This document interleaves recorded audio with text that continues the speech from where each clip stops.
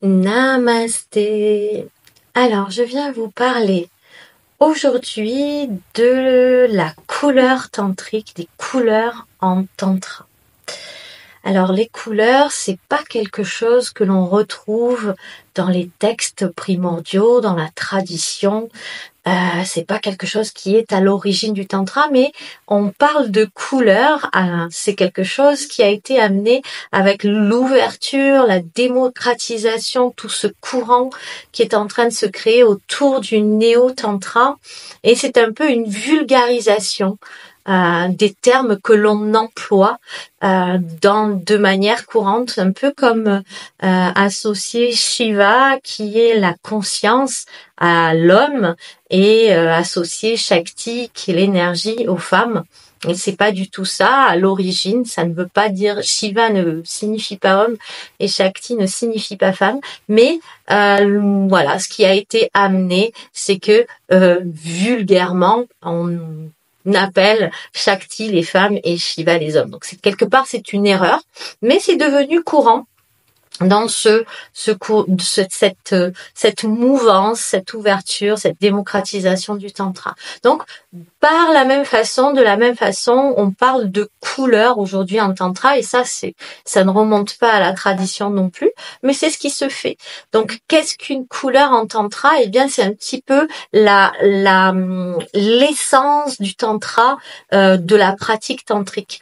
On parle de tantra blanc pour la pratique du tantra dit de la main droite lorsqu'il faut qu'une seule personne. Et donc le tantra blanc, c'est une pratique où on est seul. C'est une pratique qui est très très méditative, où il n'y a pas de contact entre les personnes. Et la pratique du tantra dit de la main gauche, c'est une pratique où il faut 2 personnes pour pratiquer ce tantra, et ça a été associé à du tantra rouge, donc du tantra plutôt dans le contact physique, avec parfois une connotation plus sexuelle dans la pratique énergétique, bien sûr, puisque le tantra vient honorer cette énergie de vie. Donc on a déjà un tantra blanc, méditatif, très posé dans cet espace où je suis seule, et un tantra rouge qui est beaucoup plus dynamique et qui vient puiser, faire circuler cette énergie sexuelle. C'est comme ça que nous l'avons vulgarisé, on va dire. Donc, quelle serait ma couleur? On a aussi cette idée de tantra noir, cette idée de tantra qui va travailler dans les ombres.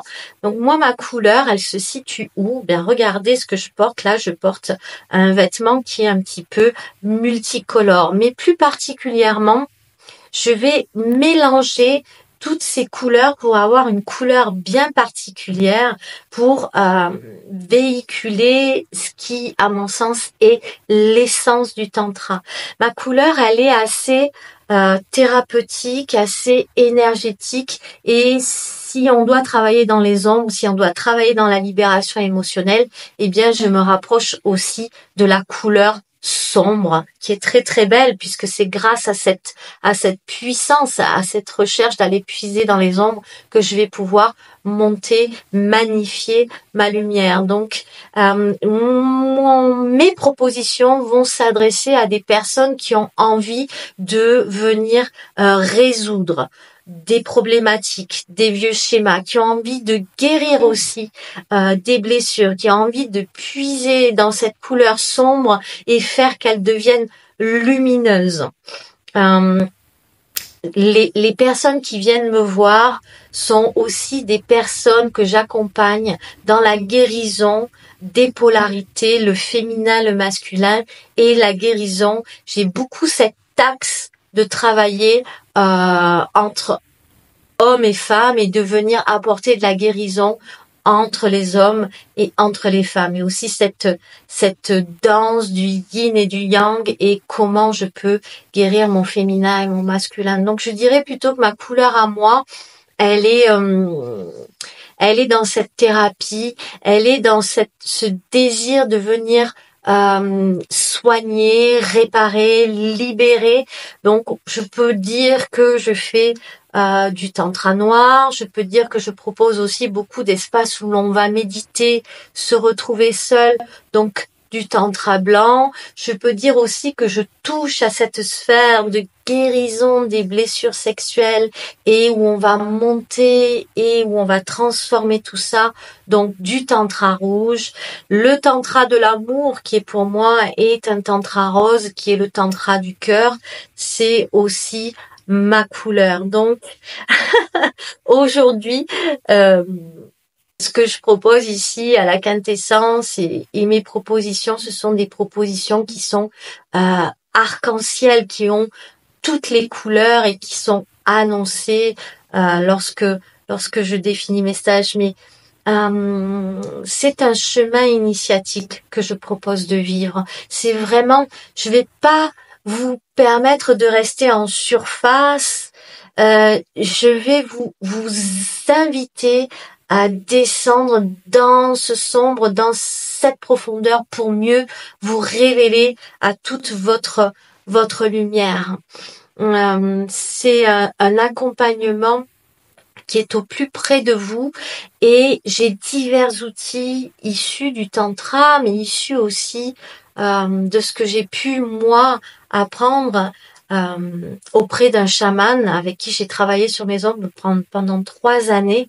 Donc c'est quelque chose que je connais très très très très bien, tout ce travail à travers tout ce que l'on ne veut pas voir, tout ce que l'on refuse. Donc être un petit peu confronté à soi-même et aussi beaucoup de travail énergétique. Je vais rentrer dans cette étude des chakras.